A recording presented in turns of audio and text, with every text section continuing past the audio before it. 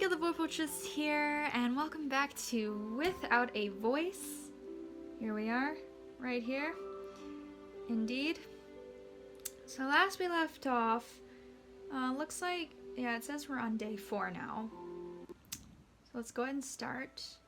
Elowen and Cassidy had somewhat of a heart-to-heart. Elowen kind of called Cassidy a blind fool, and Cassidy's feels got hurt, and yeah, so here we are. There is a treasure that can't be bought, no matter how long it may be sought. It is something priceless yet free. I speak, of course, of an apology. Okay. Let's see what happens. After a restless sleep, Cassidy awoke to the sun's harsh rays. She stretched, arching her back to release the tension there. Finally, her gaze went to the front door. There was a distant lack of a letter beneath it. They must have come in the night. How diligent my brother's agents are. You are a blind fool. That was Elowen. All at once, the memories of her argument with Elowen nearly knocked the wind out of her. I cannot believe I divulged such secrets to someone I barely know. Cassidy was puzzled both at herself and at Elowen's odd behavior.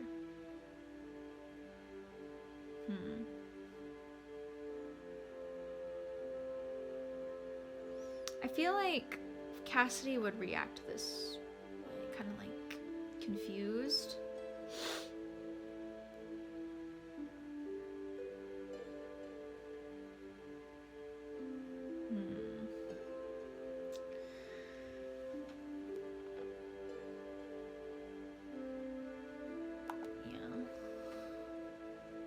Elowen was kind of being mean.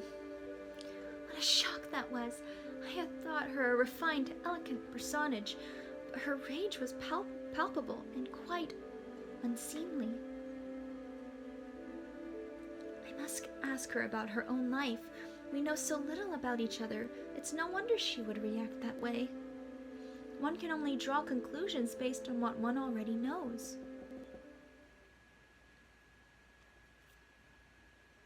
Presently, there was a knock at the door. Given how long it had been since her last shipment, as well as the fact that Elowen was far more likely to announce her presence with words, Cassidy could draw but one conclusion. She waited nearly 10 minutes before opening the door. It was protocol. She knew not who her brother sent, and it was unclear whether they knew whom they were delivering to. The royal family of Varamir had a distinctive look to them. It would not do for too many people to know who she was, or that a former princess dwelled here. Who would it be? When she finally allowed herself to open the door, she found a large wooden crate not unlike the previous ones. Sitting atop the crate's contents was a sealed envelope. Cassidy instantly recognized the severe cursive. To my sister, I am glad to hear that you are adjusting well to life at the cottage. Doubtless there are many things that challenge you, given your former life, but we must all make the best of things. I know that you have too much time on your hands, so I have been sure to enclose more books for you to read. You may one day be called upon to marry well for the advantage of king and country. As such, it is of the utmost importance that you keep your mind sharp and your hands unidle. She's exiled, but she'll still be called upon to marry? The last part seemed to have been written later, as the script looks slightly different. I think of you often. I worry about you more often still. Be safe in the forest and keep to yourself, though I know that is difficult for you. Please await my next letter. I remain your loyal brother. A. She read over the letter many times, trying her best to glean affection from it. Alexander has always been a little awkward. I'm sure the last bit was added with some reluctance, after one of his advisors chastised him for the content of his letter. She smiled and ran her fingertips along the part that read, I think of you often. But then she remembered the sentence about marriage.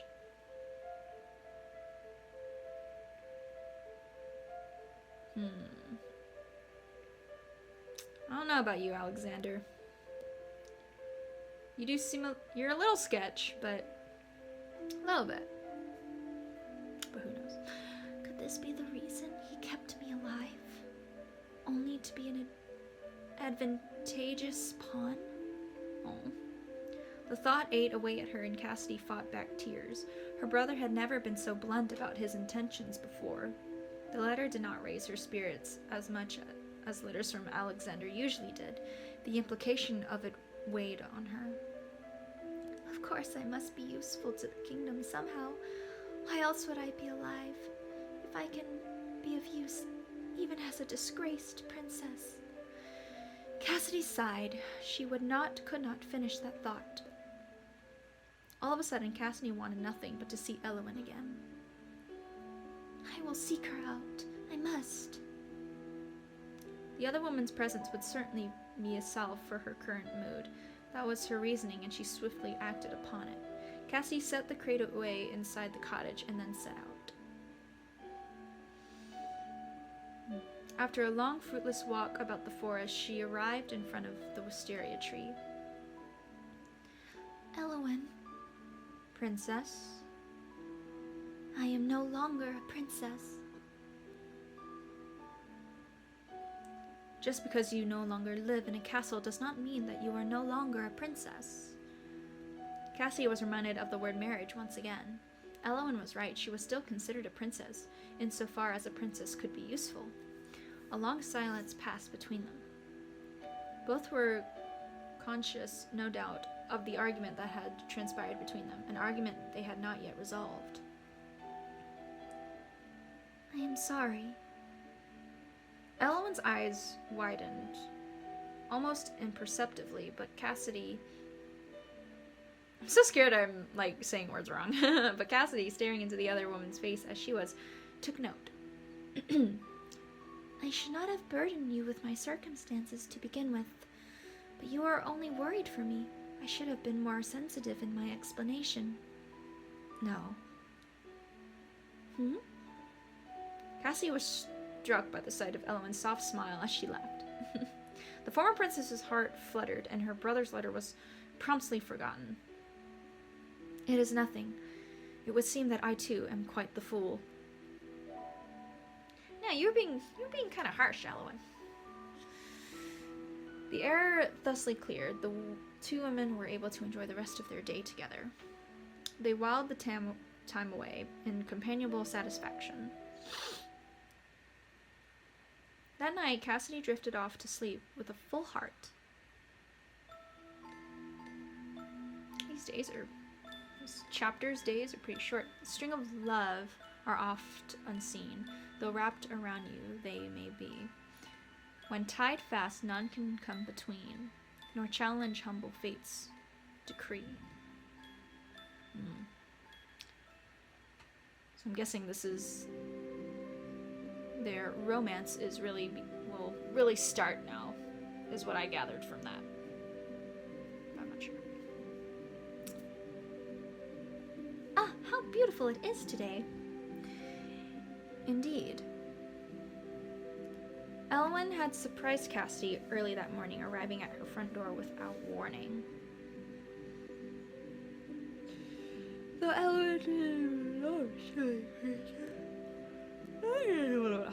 I wonder if she would have left if I had seen her and opened the door.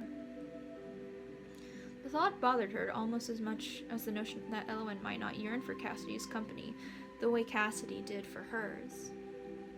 For some time spent lingering, both paralyzed by indecision, they decided to go on a leisurely nature walk.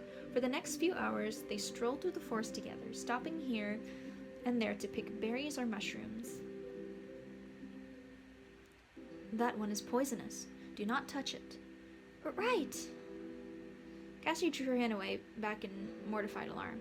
It would not do for your lovely skin to be marred by poisonous spores.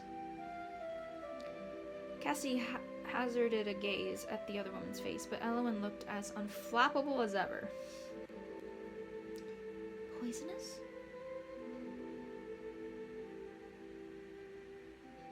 Are you sure? I mean... Don't think she'd have a reason to lie. You know so much about flora and fauna here. How did you ever learn it all? I have lived here many years. In that time, I have witnessed many interesting things. Drug deals, drive-bys. I have learned much, letting the people who pass through educate me. However, Elwyn's like 200, give or take. It's been a solitary life. I have seen much, but experienced little. Elwyn. I have long felt like someone on the outside looking in on a world I can never touch. There was a melancholy in Elwyn's countenance that Cassidy had not yet seen, nor even thought the woman was capable of. She's capable of emotions. Yes, indeed. The Elwyn she knew was dignified, taking such charge of her emotions that none ever showed. There is no shame in emotions, dear ones. I have not known her long, of course. Perhaps that was merely how she comports herself around those of little acquaintance. What made you decide to reach out to me? Reach out? That is... She thought back to their first meeting, the way her own heart had leapt at the sight of Elwyn. And Elwyn had known all about her, had apparently been watching her for some time. You didn't have to be sitting under the tree that day. You could have continued watching me from afar. But you found me.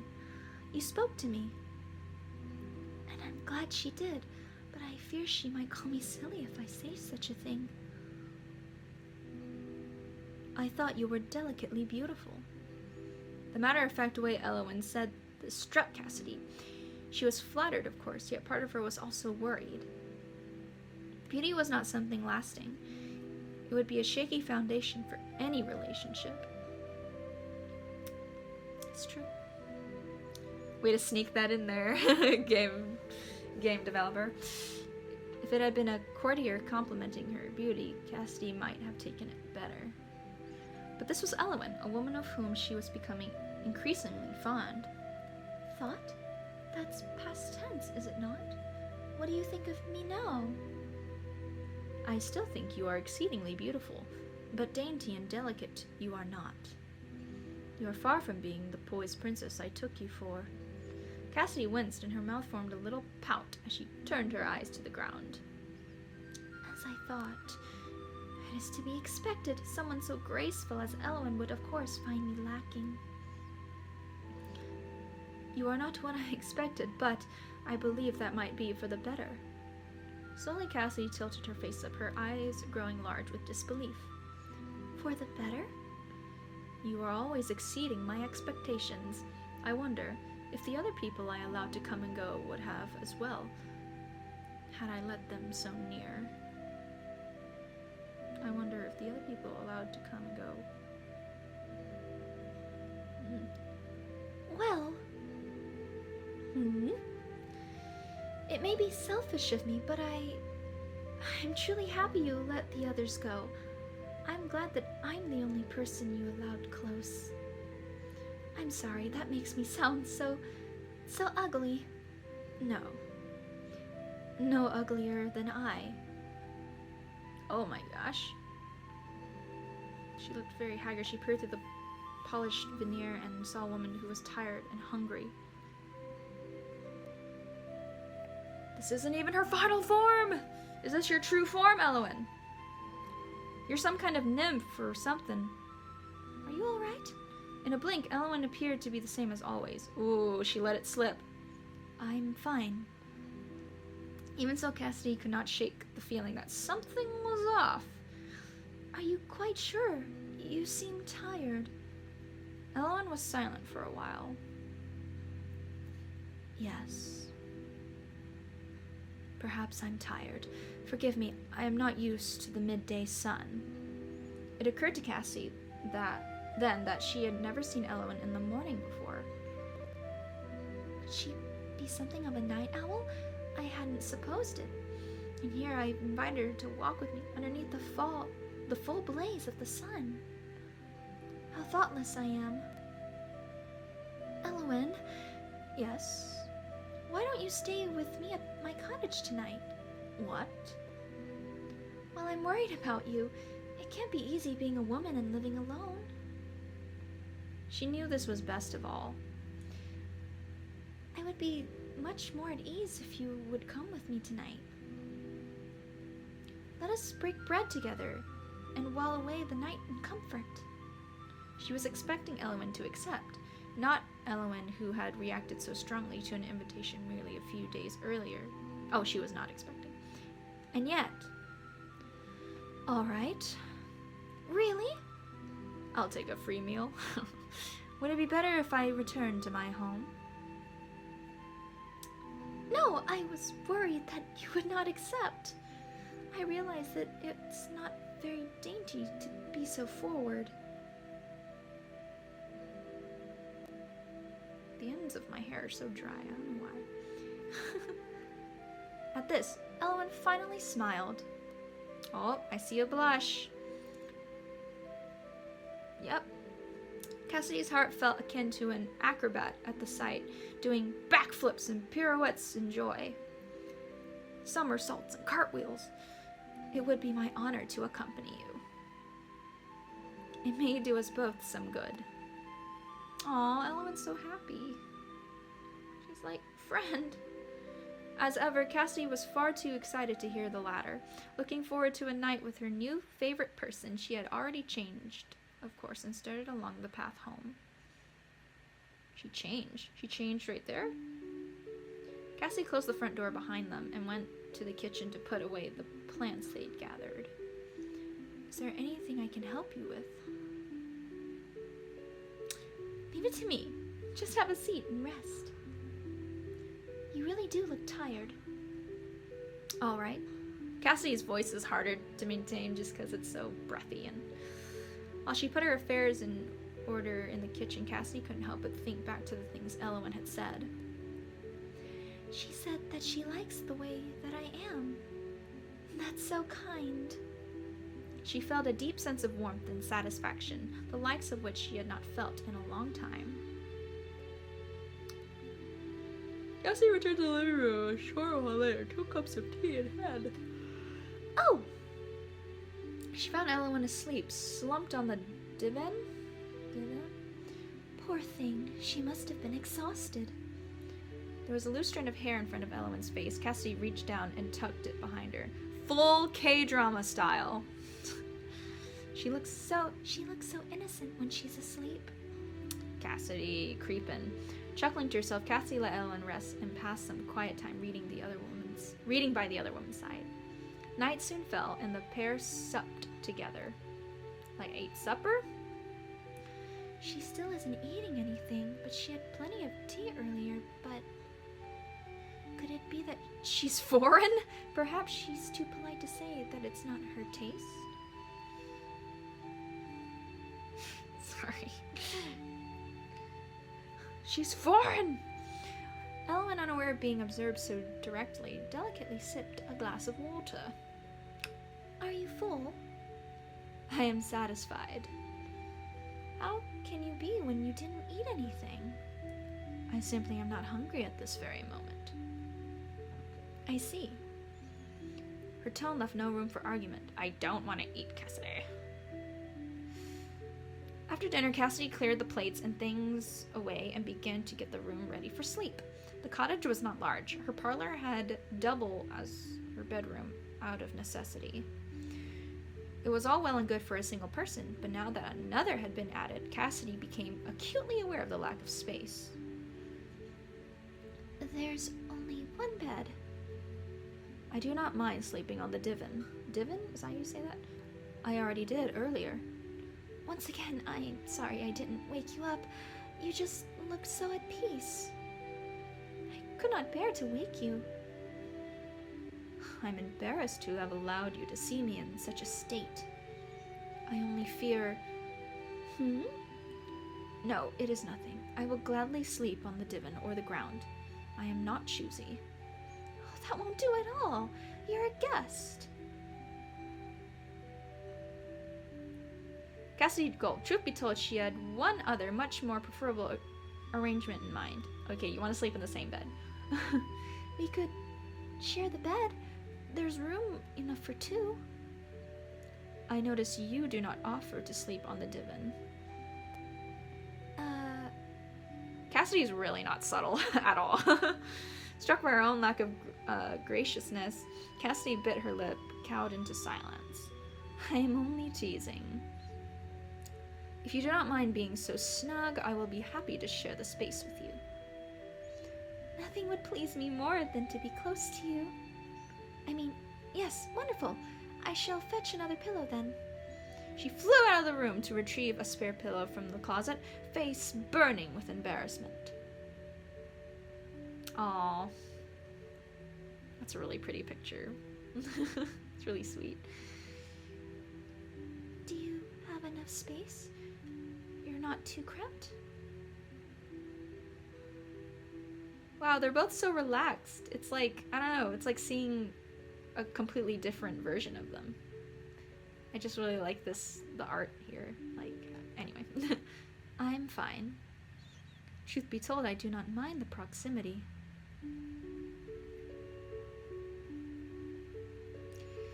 There was a faraway look in Elowen's eyes. I'd been alone for so long, until you came. How did you come to live here in the forest? Where's your family? Oh. Yeah, don't push. Perhaps it's not that she does not wish to tell me, but that she cannot. She may have some circumstances that prevent her from speaking on the subject. Was it impertinent of me to bring it up? I'm sorry, is it difficult for you to tell me? It is a trying subject. I'm not quite sure where to begin. She took a deep breath. I have lived here all my life. Once I was not alone, but...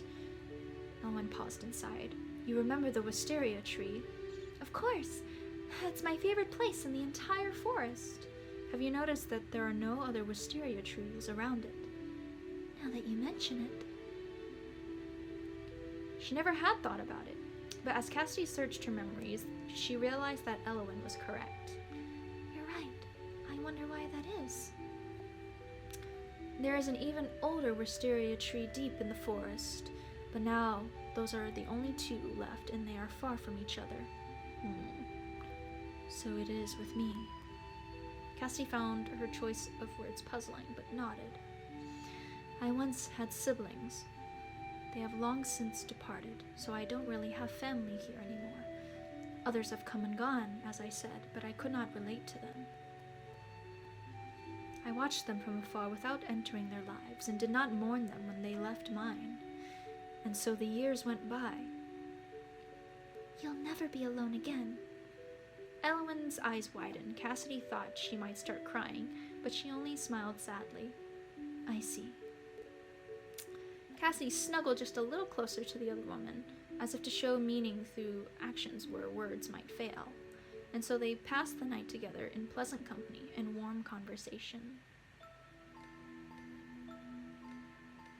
When the sunshine blazes down, I soon begin to wish for rain. But when you've gone away, my dear, I soon long for the sun again. Oh boy. Alright, so I'm gonna leave it here.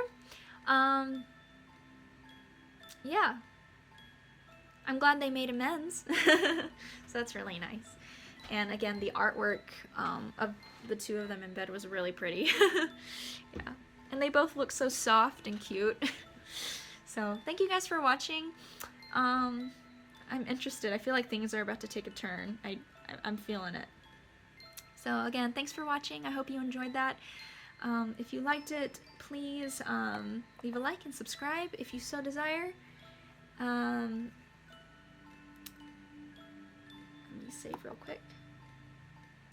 And I will see you guys in the next one. Hope you're having a wonderful day or night wherever you are. So, love and blessings.